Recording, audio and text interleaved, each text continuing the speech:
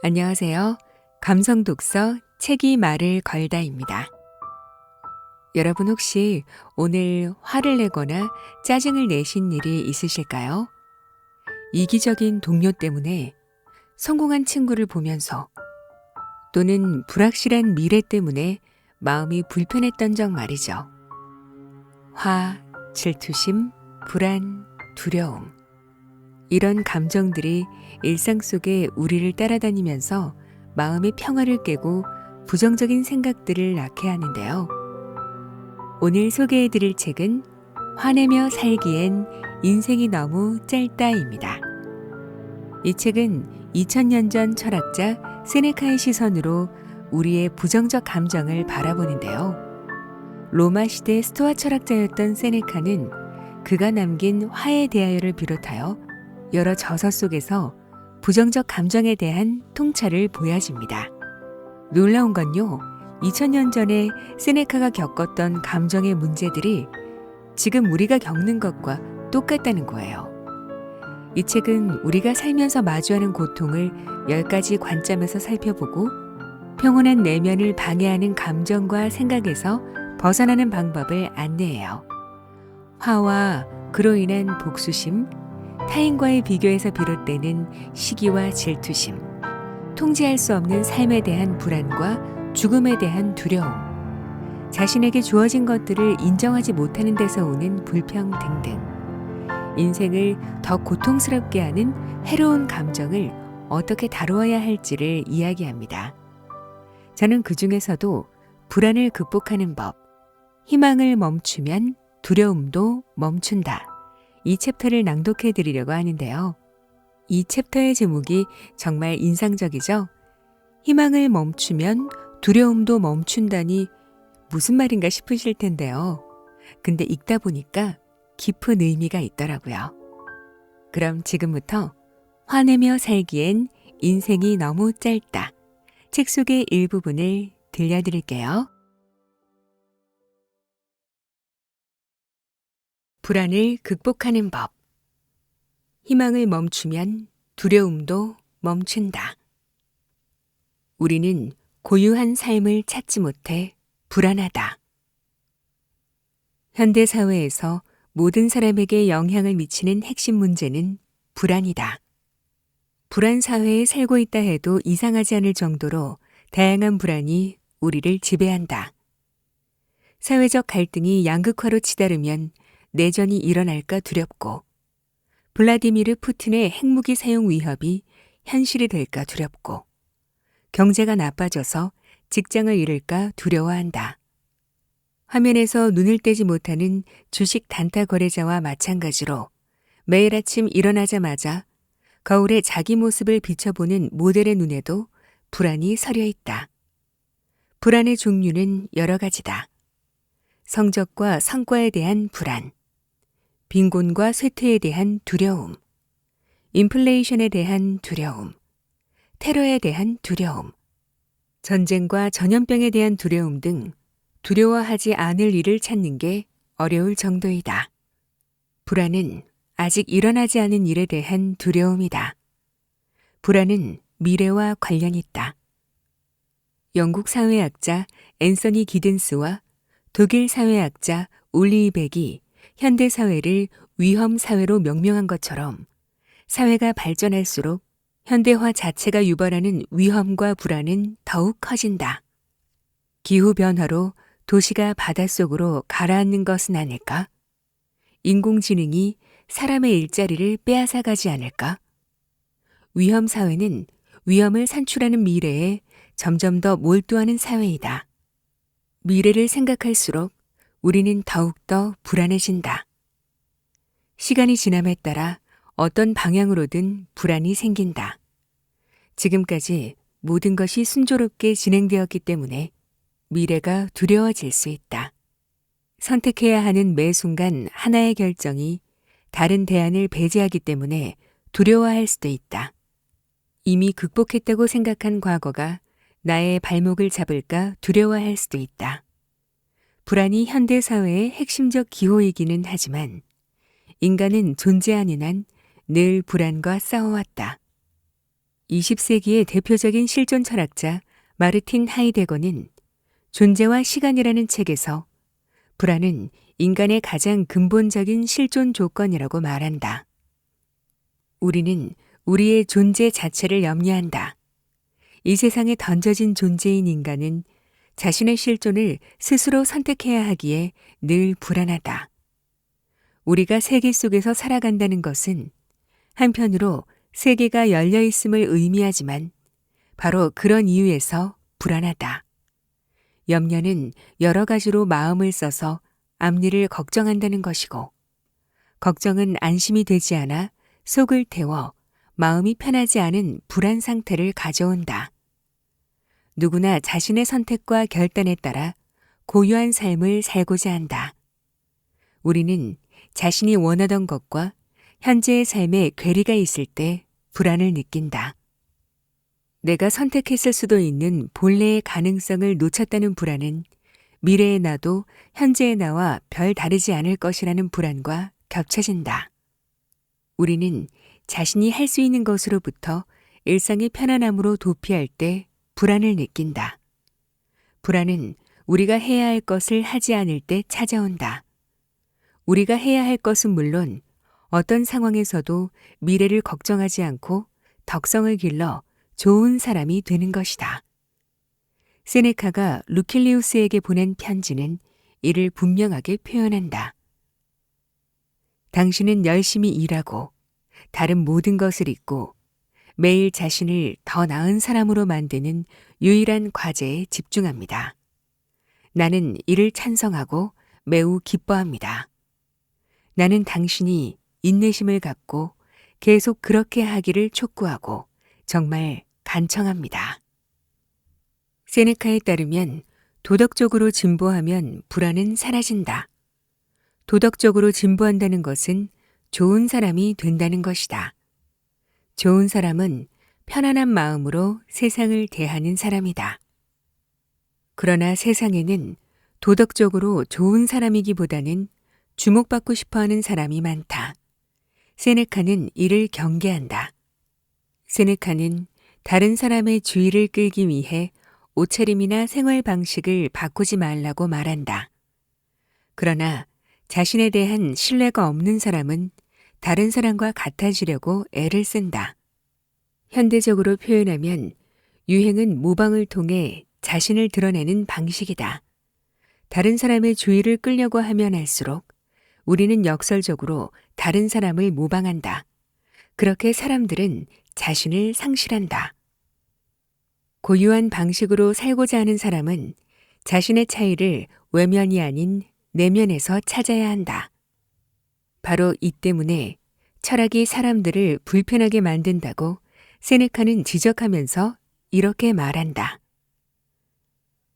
철학이라는 단어는 겸손하게 사용하더라도 그 자체로 사람들을 충분히 불편하게 만듭니다. 우리가 사람들이 보통 따르는 관습에서 벗어나기 시작한다면 어떨까요? 내면적으로는 완전히 달라져야 하지만 세상에 보여주는 얼굴은 다른 사람들과 같아야 합니다. 우리의 옷은 훌륭해서는 안 되지만 더러워서도 안 됩니다.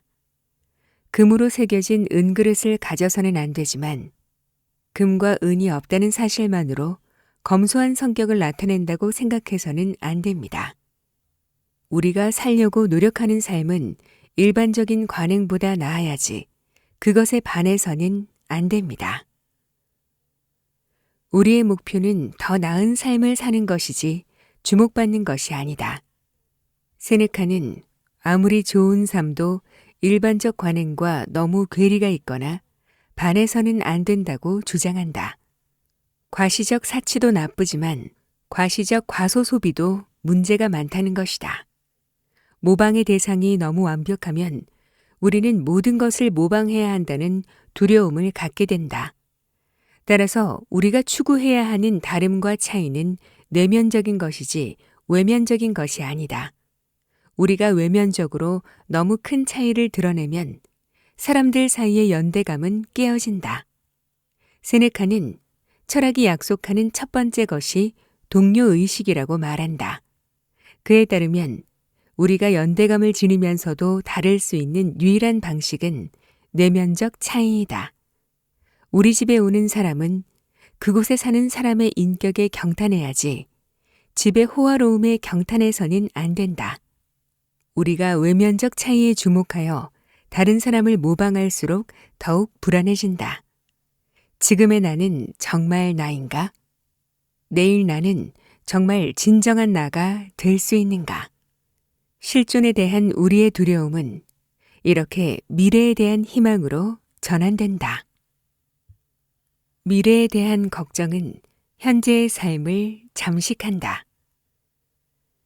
자신의 실존을 진정으로 염려하는 사람은 나는 내일 어떤 사람이 되어 있을까라고 묻는다. 내일의 모습을 그려보고 그것을 실현하려는 것은 인간의 고유한 특성이다. 미래를 계획한다는 것은 인간의 훌륭한 재능이며 인류 역사의 원동력이다.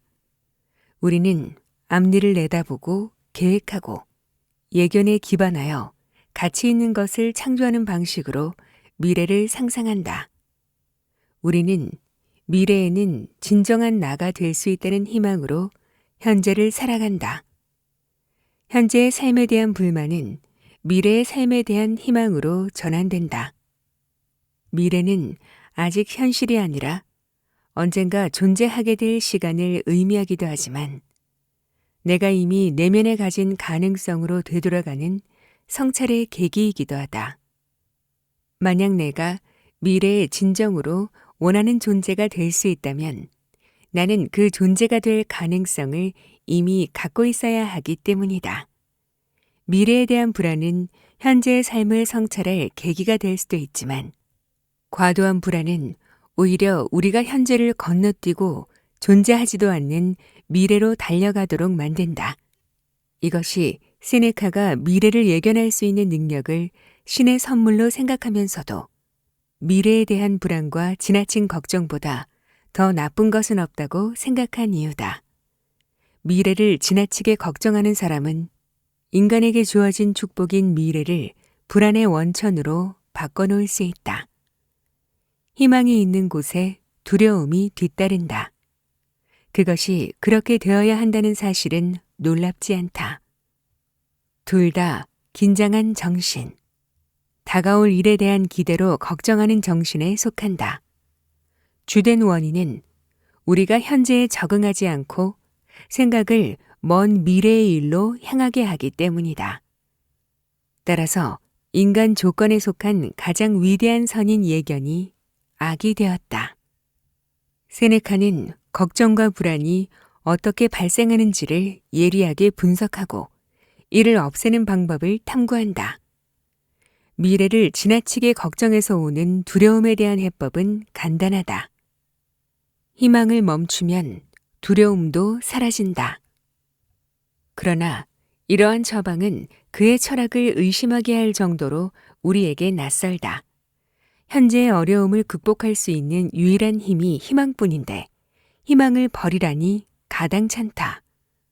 사람들은 희망과 두려움은 상반된 감정이라고 생각한다. 어떻게 반대되는 두 가지가 함께할 수 있단 말인가?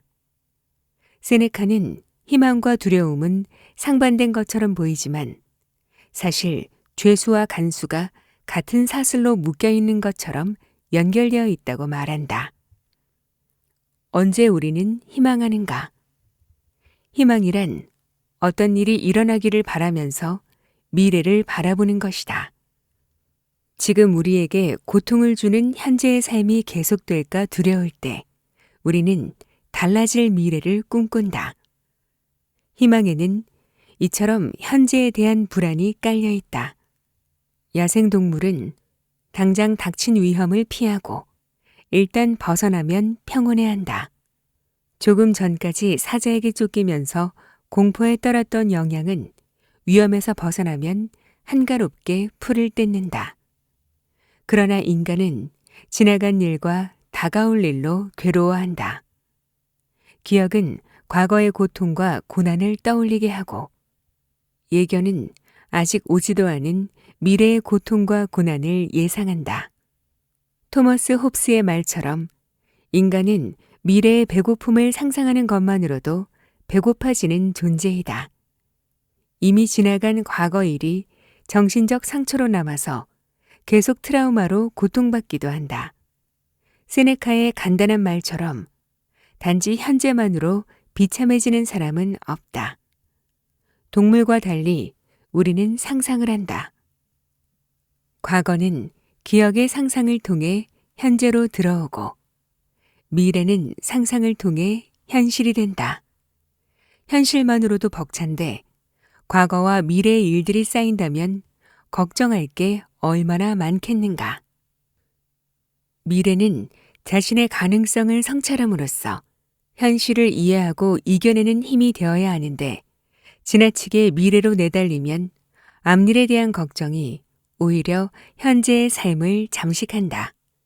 그렇다면 어떤 상상이 우리를 걱정하게 만드는가? 너무 많이 걱정하는 사람은 현재의 삶을 사실로 받아들이고 사는 대신 대체로 가정법으로 살아간다. 만약 무엇이면 어쩌지의 악령에 시달리게 된다. 만약 열쇠를 집안에 두고 문을 잠그면 어쩌지? 과거에 이런 일로 곤란한 적이 있었다면 우리는 두려움을 미래로 투사한다. 만약 가스밸브를 잠그지 않았다면 어쩌지?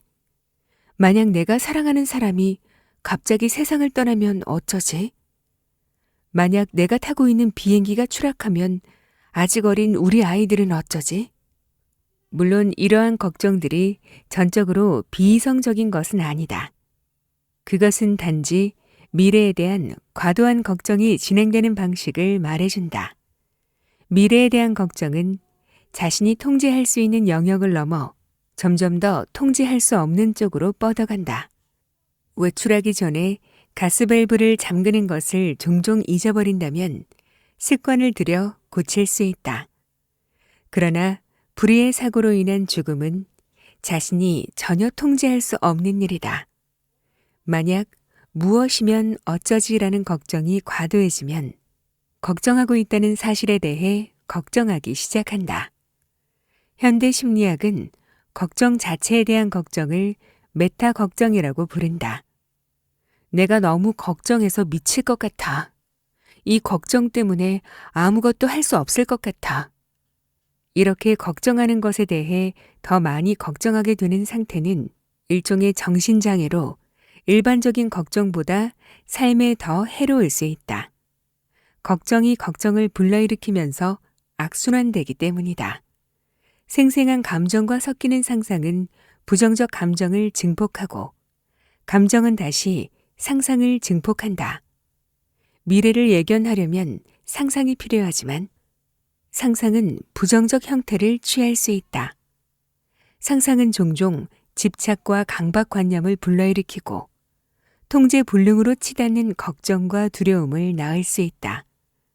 우리는 현실보다 상상 속에서 더 자주 고통을 겪는다. 실제로 우리에게 영향을 미치는 것보다 우리를 두렵게 하는 일들이 더 많고 우리는 사실보다 생각만으로 더 자주 괴로워한다. 우리가 임박한 것처럼 두려워하는 일들은 결코 일어나지 않을 수도 있다. 미래에 나쁜 일이 일어나지 않거나 확실하지 않을 때도 화내고 괴로워하는 것은 어리석은 일이지 않은가.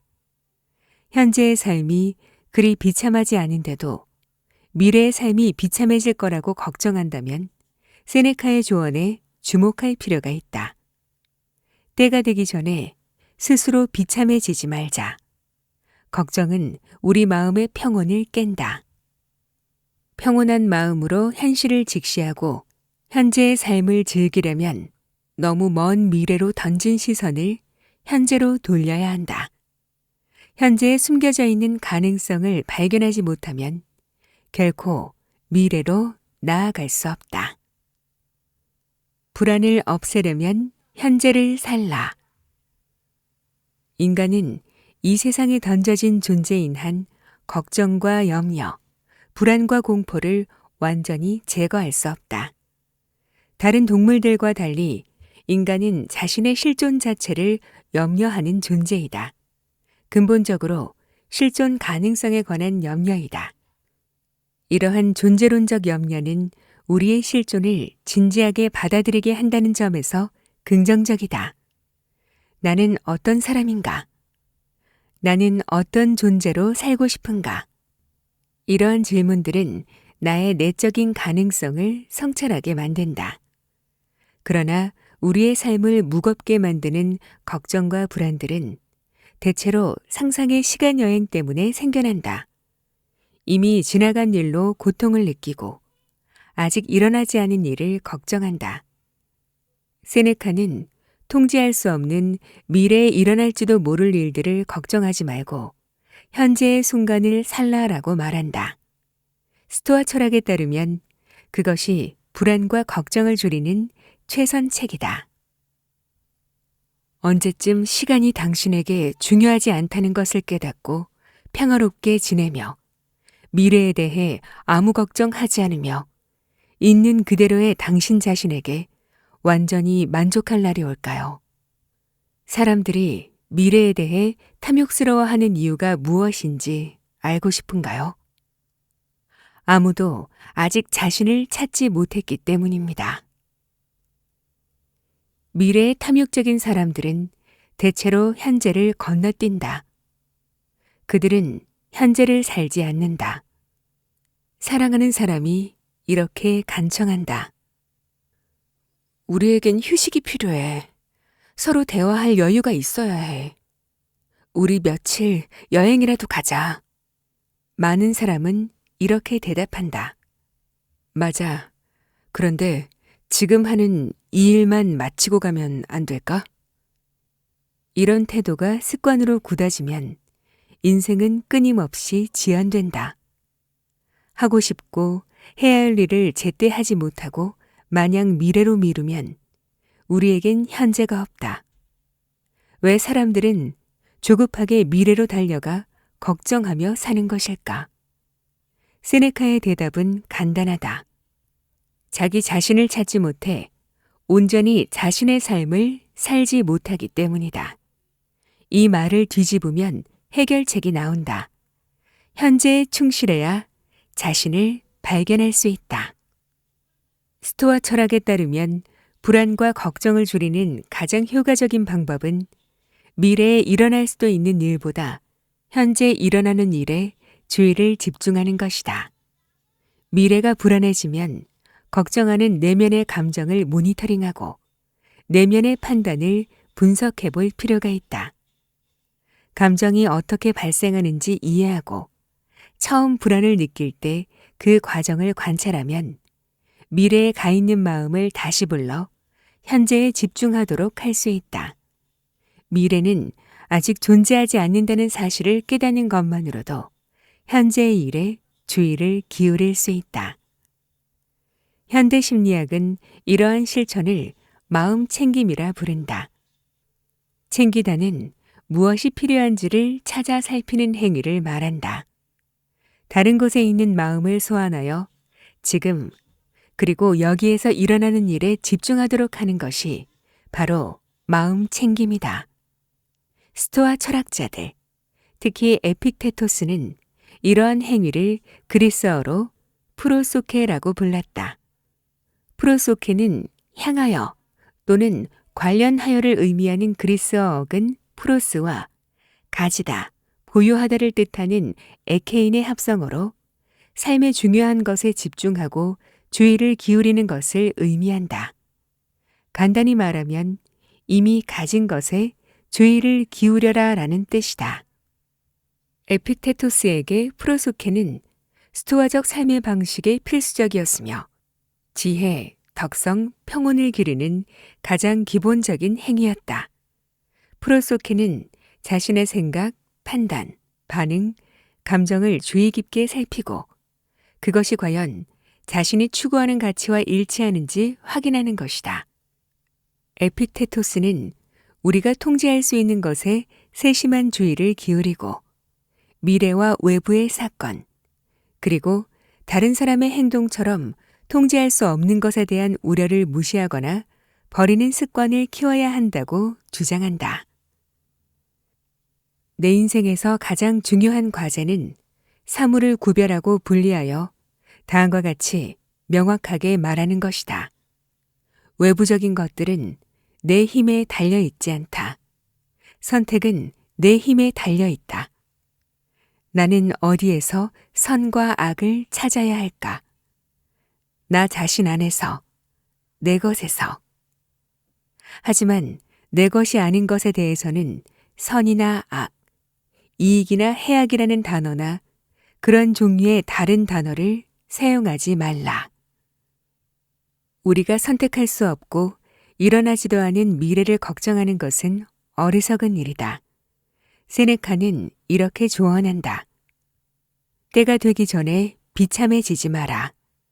임박한 것처럼 두려워하는 일들은 일어나지 않을 수도 있다. 그 일들이 아직 일어나지 않았다는 것은 확실하다.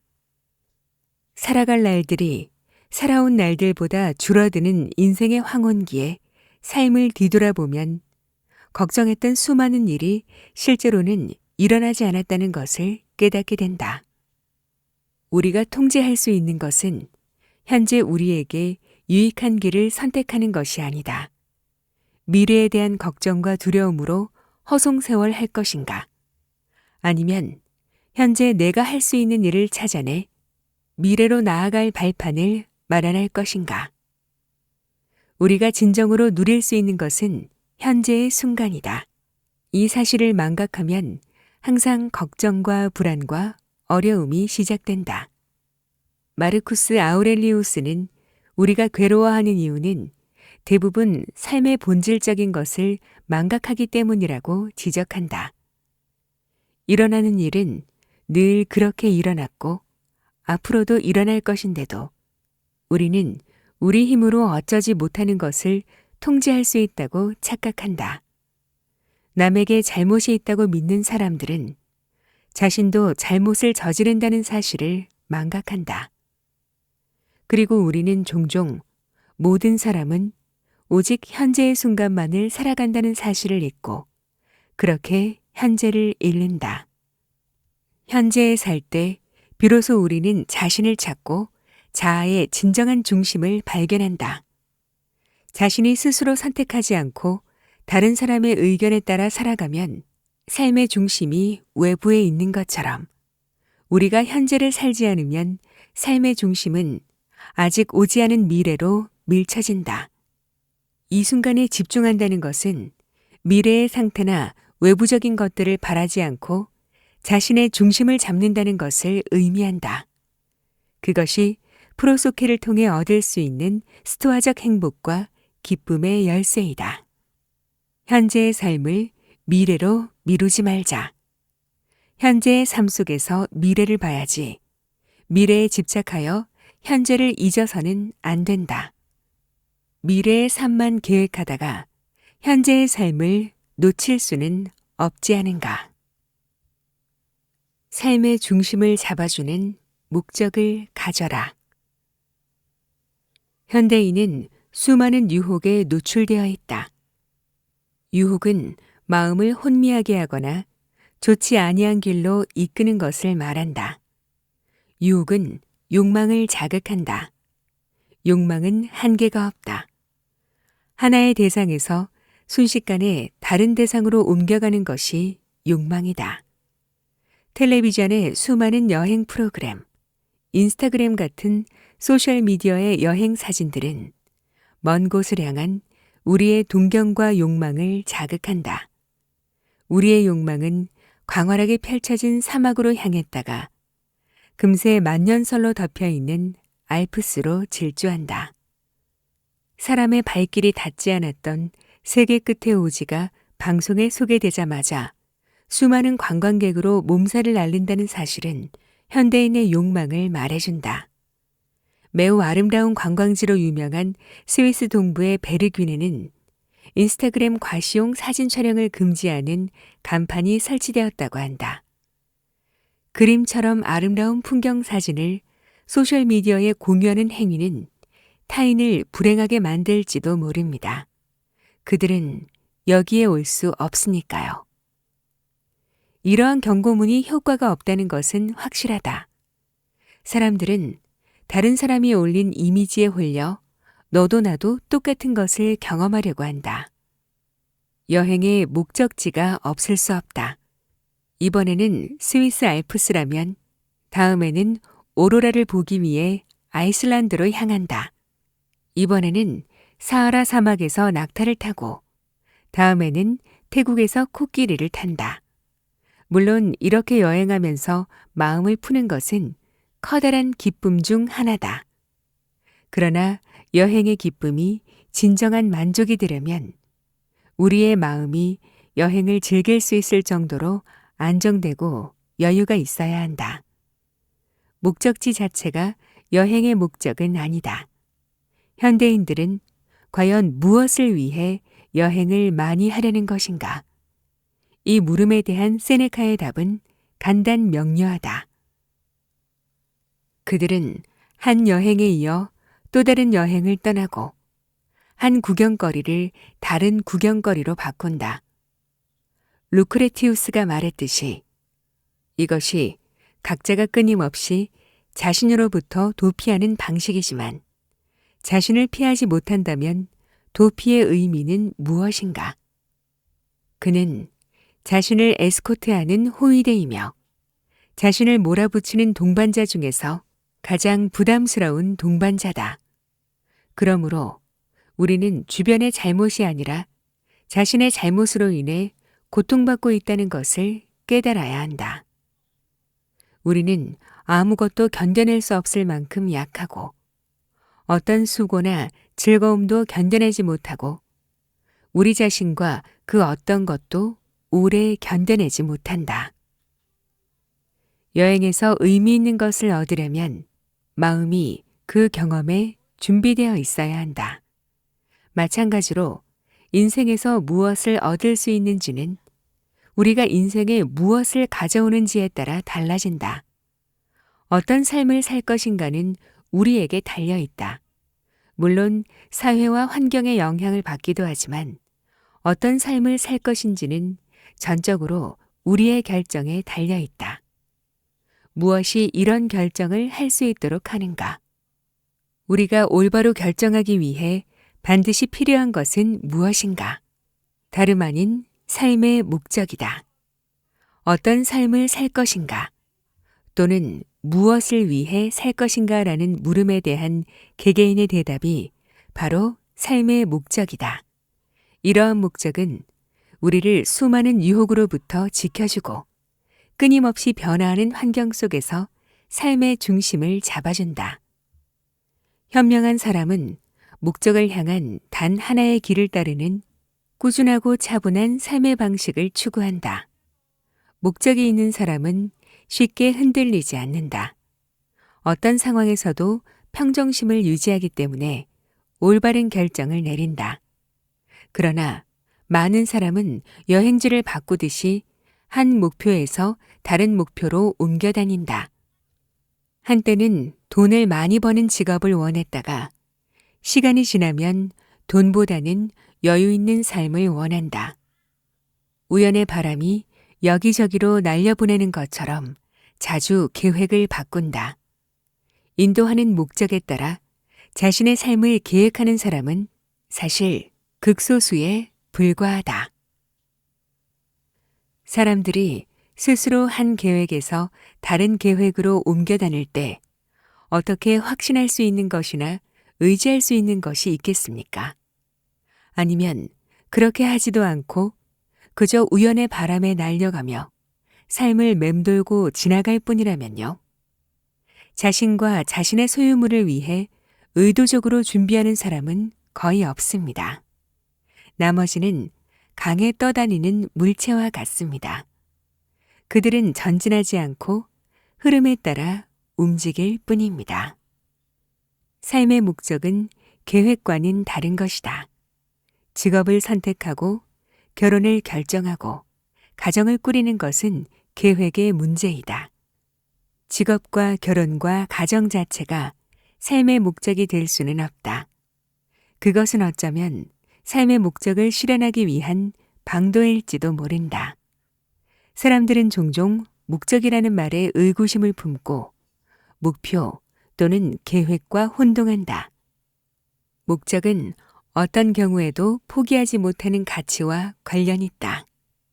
삶 전체에 의미를 부여하는 가치를 삶의 목적이라고 할 수 있다. 어떤 욕망에도 흔들리지 않고 자연의 이치에 따라 평정심을 유지하면서 나 자신과 다른 사람을 사랑하는 것. 그것이 목적이 될 수도 있다. 삶의 목적은 밤하늘의 북극성이나 나침반과 같다. 그것은 우리가 나아가야 할 방향을 보여준다. 우리는 때로는 길을 잃기도 하고 실수하기도 한다. 우리가 살아가며 맞닥뜨리는 장애물 자체가 삶으로 여겨지기도 한다. 험준한 장애물을 넘지 않고서는 평탄한 능선에 도달할 수 없는 것처럼 삶이라는 길에도 수많은 위험과 장애물이 있다. 이를 극복하려면 삶의 목적이 필요하다. 길을 가로막는 강을 건너야 할지 아니면 돌아가야 할지를 알기 위해서는 방향을 파악해야 한다. 무엇을 추구해야 할지, 무엇을 피해야 할지 알고 싶을 때마다 당신의 가장 큰 선, 즉 당신의 삶 전체의 목표를 바라보십시오. 우리는 그 목표에 따라 모든 일을 해야 합니다. 자신의 삶 전체를 염두에 둔 사람만이 삶의 세부 사항을 정리할 수 있습니다. 우리는 종종 작은 일들로 마음을 어지럽혀 삶 전체를 보지 못한다. 궁수가 화살을 쏘려면 무엇을 맞추려고 하는지 알아야 하는 것처럼 우리는 무엇을 위해 살아야 하는지 알아야 한다. 스토아 철학자들은 물론 우리가 지향해야 할 가장 큰 선이 무엇인지 알았다. 그러나 현대인들은 삶의 목적과 가치 자체를 부정하는 것처럼 보인다.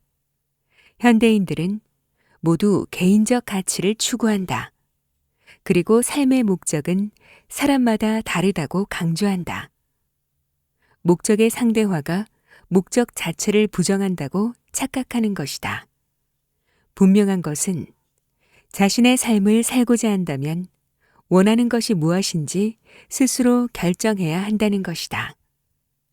우리가 자신을 찾기 위해 떠나는 길은 어쩌면 자신이 진정으로 원하는 것이 무엇인지를 알고자 하는 여행인지도 모른다.